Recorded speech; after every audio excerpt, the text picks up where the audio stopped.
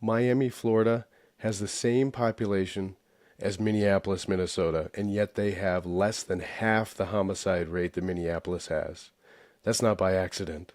Here's Mayor Francis Suarez from Miami talking to Dave Rubin about his opinion as to why that is. Statistic. You can do this on ChatGPT. One of these guys can probably pull it up real quick.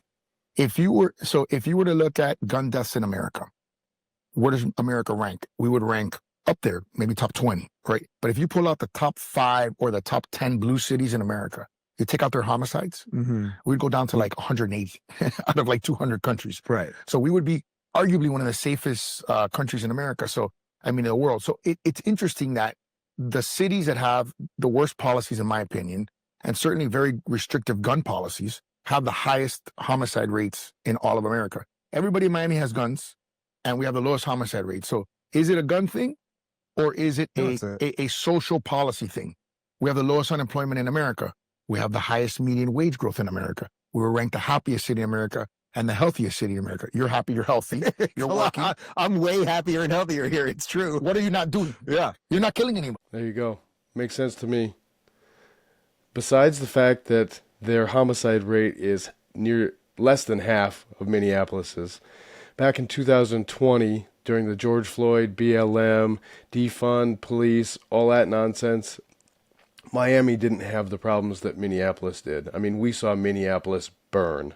Many, many businesses burned, many people injured, so much, billions of dollars in property damage. Miami didn't have that issue.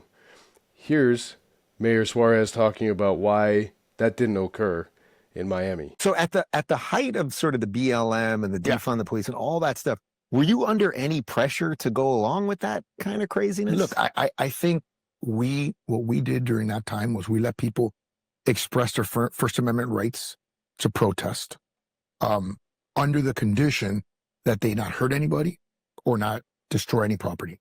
We had a zero tolerance policy for those things. But other than that, we respect the First Amendment. We want people to have the ability to say what they want to say in the public square. And we're very open about that. But that cannot cross the line. And I think once we articulated that policy during the George Floyd manifestations or demonstrations, you saw that there was no Antifa here. Yep. There were none of the rabble-rousers here because they knew that they weren't going to be able to create that kind of disorder that they were creating in other parts of the country. So I think as a leader, you have to set expectations. You have to be willing to make tough decisions, but you have to be clear and and open about what your expectations are. And I was from the get-go. How much of that is also having the governor that supports your ability to do that? Meaning, we had the Hamas guys took over a road outside Orlando. They were up there for 12 minutes, and he loves telling people, yeah, they got it for 12 minutes, and then we got them all out of there. And he helped when there were some issues on the turnpike and on the expressway, which are technically Florida Highway Patrol jurisdiction. He acted very decisively, and we also supported him in those things. So, yeah, I mean, it's a team effort, and there's no doubt that having the governor, act swiftly and decisively is important. You need to have, the upper level elected officials supporting your decision. Seems pretty simple to me. Just common sense, right?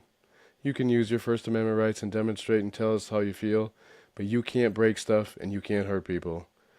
Wow, can you imagine if back in 2020, Mayor Fry and Governor Walz had that mindset and were able to squash this thing and not have billions of dollars of businesses, a lot of them black-owned businesses, destroyed? Minneapolis is destroyed. Mayor Fry, Governor Walz failed and continue to fail, and they're both looking for a third term. We got to get them out of there. Hey, you know what? Mayor Suarez is done in Miami. not because they don't want him, because they have term limits down there. Maybe we can get him to come up here and straighten things out. Worth a shot.